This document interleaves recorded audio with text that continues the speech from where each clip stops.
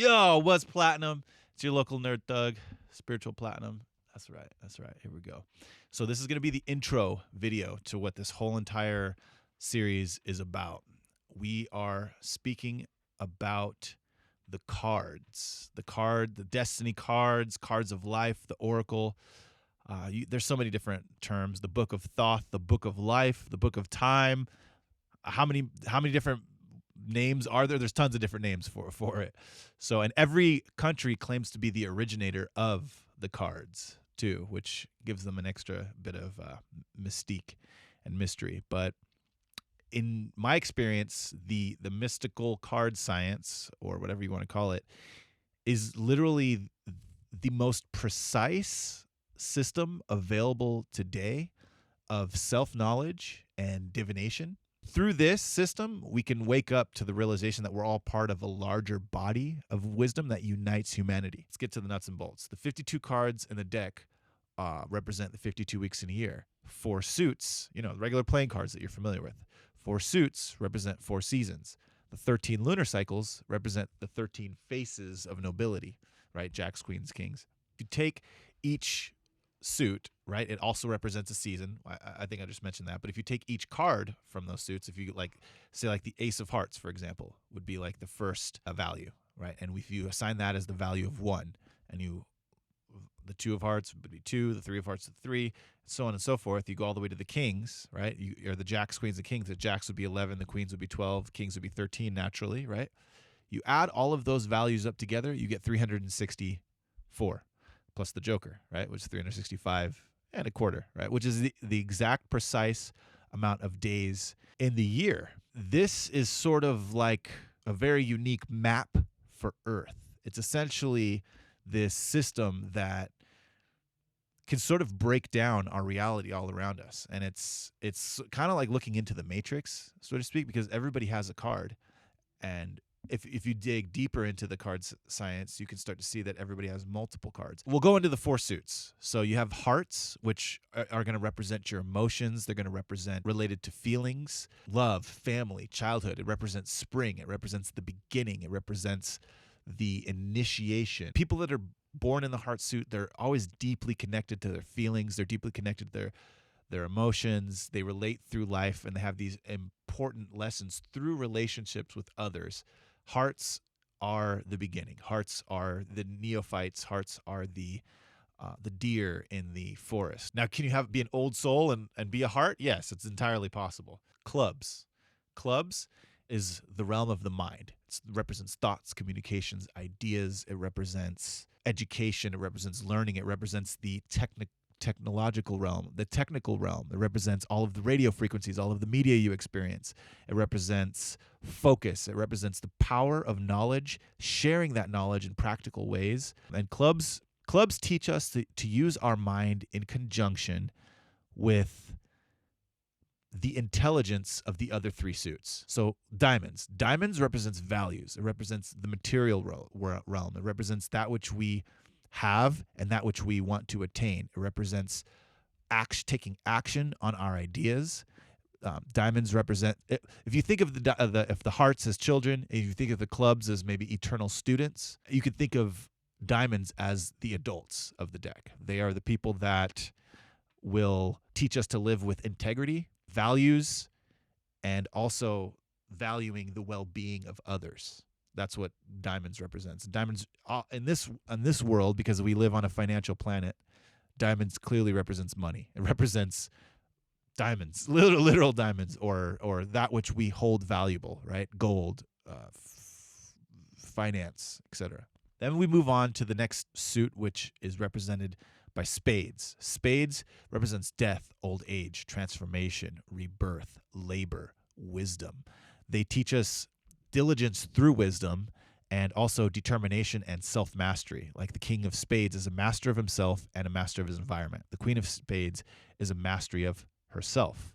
And so spades is associated with spirituality. It's also associated with health. And the thing about spades is it represents winter. It represents that clearing out. You might hear somebody who's a 9 of spades that kind of would say like, "Oh my gosh, it's my last life. I'm sick of this. I can't go on this samsara, this cycle of birth and death over and over again." You'll hear like a nine of spades speaking like that. They may be sort of negative thinking, but they're also very, very spiritual and very deeply. And that's the reason for that is because they've lived so many times.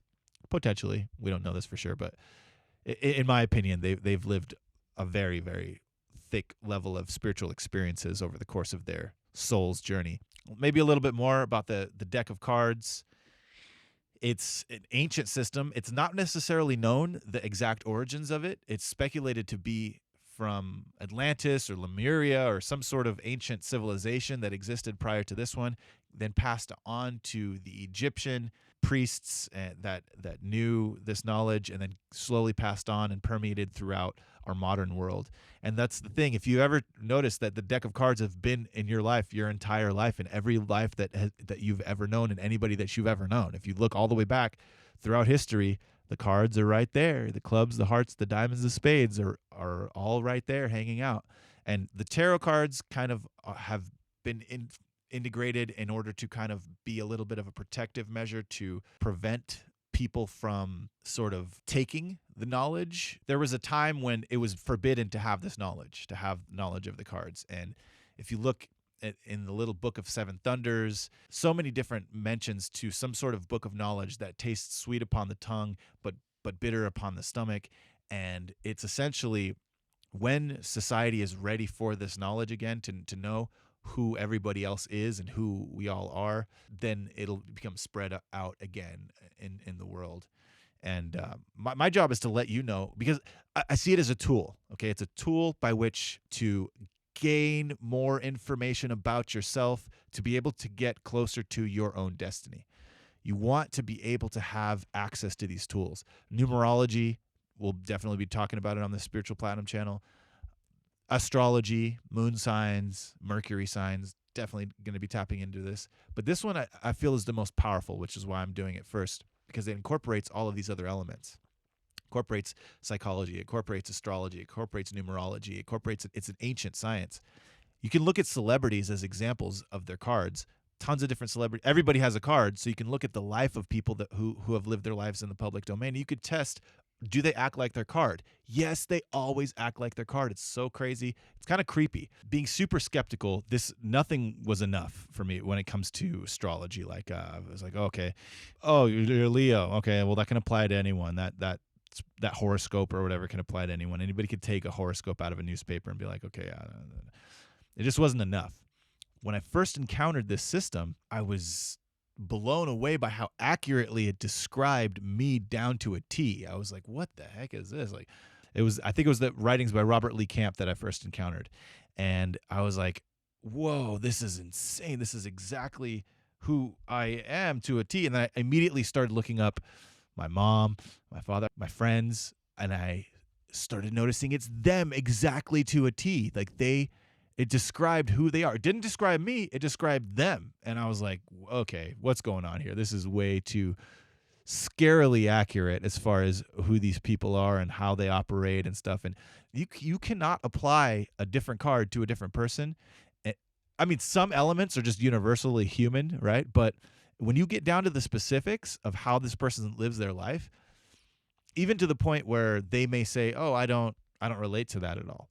It'll say in their card that they don't relate to this kind of stuff. So I don't know. It's so crazy how it goes. And so I started studying. I went super deep into the knowledge, and simply because it took me on this path of self-realization, and spiritual knowledge is really the best type of knowledge that you can have access to. Knowledge that takes you back to yourself, back to who you are, because you shouldn't get into a relationship with anybody until you learn everything you possibly can about yourself. And I'm very adamant about this, because if people are walking around just like willy-nilly, like, oh, okay, let me get in this relationship. Yeah, some people are learning about themselves through the relationships, but if you have this tool that exists that could tell you so much about yourself, I know more about some people.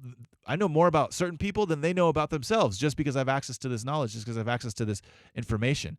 And this can be a tool for you to know more about yourself. It could be a tool to know more about those around you. I feel like it's very valuable and very important information. I feel like the world's ready for it, considering this explosion of artificial intelligence and explosion of knowledge. People should have access to their cards. So in this series, we're going to go into what every card is, from my personal experience and my understanding of, or overstanding or understanding of the card science. And it is a science because, again, like I was saying, nothing has spoken to me before in the astrological realm or spiritual realm or whatever it was until I encountered this stuff, and it's opened the gateways towards all of the other stuff. It it's so deep, and we're not talking about any kind of like heaven or hell or any kind of the traditional religious spirituality. We're talking just specifically archetypes of personalities, ways to discover more about how someone operates, what makes them tick.